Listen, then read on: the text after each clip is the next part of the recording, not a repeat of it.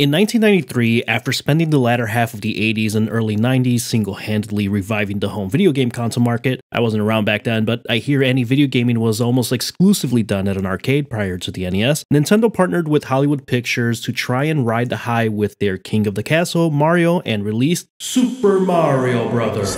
This ain't no game. It was a disaster. Sorry, John Leguizamo, I'm still a fan. Troubled production, script rewrites, creative disagreements, it was doomed from the start. It cost $50 million to make and brought in just under $40 million at the box office. It was so bad, Nintendo has actually never spoken about that movie since its release. Video gaming has continued on to become the biggest entertainment medium in the world. Its market size larger than movies, music, and TV combined. A lot of that thanks to mobile. So, naturally, Hollywood has not stopped their attempt to capitalize on this, and over the last 3 or so decades has continuously released live-action adaptations of video games, and it's been dud after dud after dud. I actually don't hate Angelina Jolie's Tomb Raider, but I digress. It wasn't until probably 2019's Detective Pikachu when things started turning around. The two Sonic movies have also not done bad, at least on the live-action movie front, primarily targeting kids, and initial impressions of the recently released animated Mario movie seem to be going alright. On TV, the story is pretty much identical, and while we do have a handful of well-received animated shows based on or adjacent to their games, we were still missing a big hit, something that reached both critical and widespread audience acclaim. It's not for the lack of good stories or interesting worlds in video games, but a lot of existing adaptations don't really know why a franchise or a game is particularly appealing, the hearts and soul of its characters and their worlds. Enter HBO and The Last of Us. This video isn't so much a review of the show itself or even a critique on how well it holds up to the source material. Like fans of books when they become adapted, most fans of the game I think will tell you they still prefer the game. Not that I don't have critiques of the show, there are some things like the tendrils and hive mind not really coming back around, some lines and scenes that I would have liked to see in the show, but I personally always hate when I watch something and then I get excited to talk about it and a book reader comes in all hot and is like, the book was better, or you didn't read the book, you're not even a real fan, or you didn't notice how they didn't come back around to this one line? Cool, congrats I guess, I'm gonna go talk to people that enjoyed it instead. There's nothing wrong with discourse, it's why I'm making this video, but damn, this is like the first live action adaptation that not only didn't completely botch it, it actually had people excited and presents a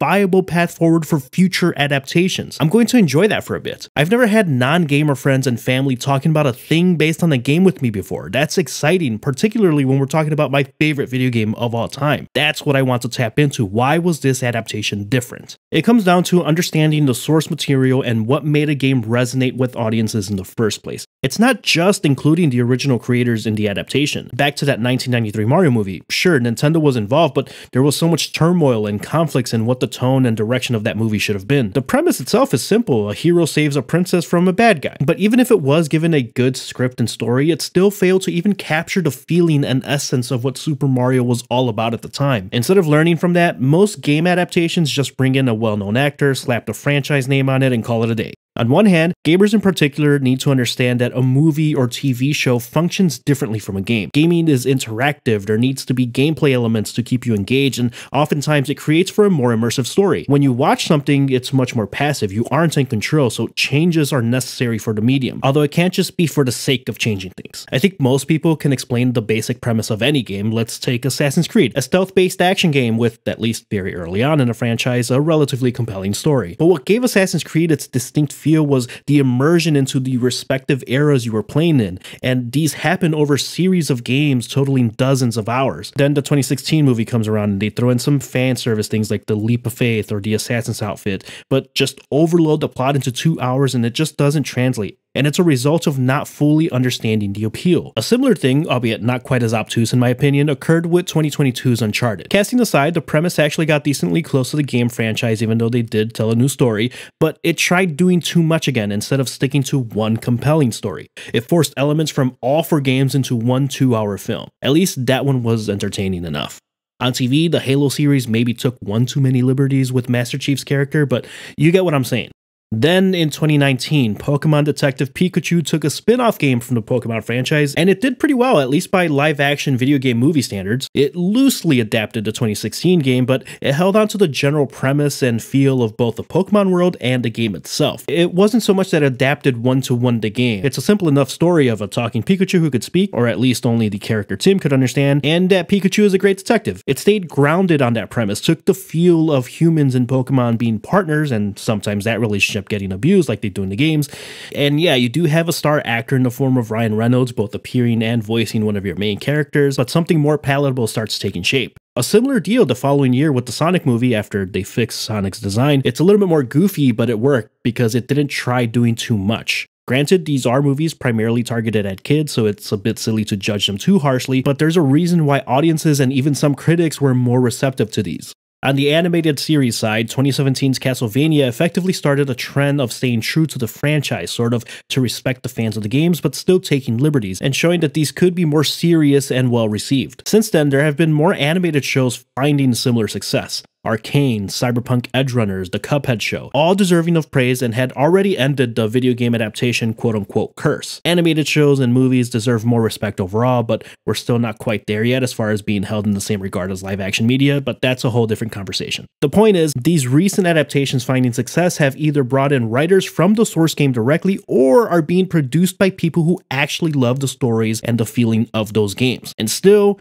we've been missing an adaptation that could reach non-gaming audiences, viewers that weren't familiar with the franchises already. The Last of Us is different because the game itself already plays like a movie or TV show, and no, not in the this is just a walking simulator sense, meaning the structure and the plot of how you progress very much plays in episodic sections. There truly is nothing I can say about this game that hasn't already been said a million times in a million different ways. Still, there was always a risk that this adaptation from HBO could have failed as well. The Uncharted franchise, another Naughty Dog product, also plays like an action movie, and Halo, despite being primarily a first-person space shooter, still had a campaign that was mostly linear, and we know that those could have turned out a little better than they did. But you start with Neil Druckmann, the original writer for The Last of Us, and Craig Mazin, who had just come off creating the very successful Chernobyl series on HBO. Sure, this also has a big name actor in Pedro Pascal, not to diminish Bella Ramsey of Game of Thrones fame, but taking a for-TV approach in the writing did the show favors. It still held true to the essence of the game, and the major plot beats, including some scenes, were effectively pulled straight from the game,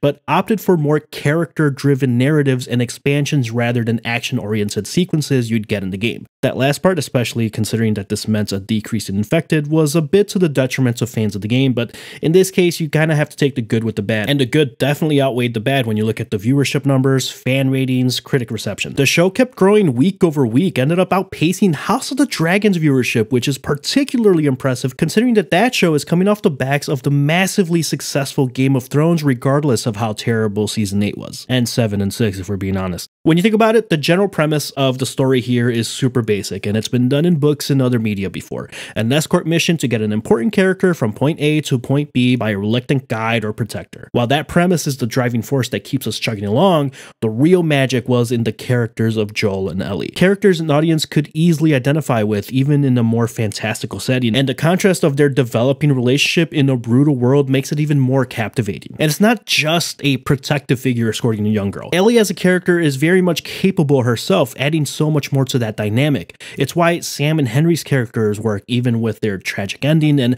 how we got an incredible third episode of television with Bill and Frank. The DNA of the show was able to be embedded into expanded storylines by remaining grounded. Get it? Get it? Grounded, the game, difficulty, grounded. Okay, I'm sorry. By remaining grounded in relationships between people, just like the games are. And still, the setup and execution was different to the game because this show is no longer about separate entities like The Last of Us Part 1 and 2 became. Early on in this show, we see that the additional seasons are all going to be part of the overall narrative, more book-like in that sense. Part 2 was a little more controversial with gamers, partly because of the execution and partly because the scope of that story was difficult to tell in the game, but I firmly believe that it'll be more digestible for TV audiences, which is ironic considering how brutal the next 2 seasons will be. This is all possible because we know what hasn't worked in the past, are starting to identify a formula here that works for video game adaptations, and then creating a faithful adaptation that can also stand on its own. Is this a groundbreaking season 1 of television? I'm not so sure about that. It's kind of hard to see it that way when the original release was 10 years ago and has inspired other films audiences are now familiar with, like Logan and A Quiet Place 2. Yes, those definitely took cues from the Last of Us game, but having this in a series format rather than a movie one definitely did the story adaptation favors. As far as first seasons of television go, it held its own, let alone doing okay for a video game adaptation. I don't know if gamers will agree with me here, but I think this is a path forward for adaptations on the story side. I think you can do this even with more fantastical stories like God of War. The 2018 reboot and Ragnarok still have grandiose set pieces, but the thing that keeps us invested is the relationship between Kratos and Atreus. You can take a similar approach story-wise there as the focus and throw in the big action sequences almost as a complement rather than the primary purpose. Maybe it'll be easier to do an action movie, John Wick style adaptation for games that don't necessarily have characters deeply embedded to their franchises like Fallout, Grand Theft Auto, maybe Far Cry, but they'll still need to retain the feel of the games for it to work and not just be fan service so they don't see the same fates as past adaptations. Season 1 of The Last of Us hasn't broken a video game curse because it was already broken before this, but what it has done is set a path forward for more prestige live-action adaptations that can start holding up with the greats in television and movies. Anyways, those are my thoughts on the show. I don't know if the story was ever going to hit as hard as the first time, but watching others get that first time experience was part of the fun for me. Let me know your thoughts on the series. Did you enjoy it? What did you think of it? Was this your first time? Or are you a fan of the game? If you liked the video, give it a thumbs up. If you didn't like it, give it a thumbs down, I guess, but consider subscribing if you did. My name is Danny with the DMGT. Thanks for watching. I'll catch you next time.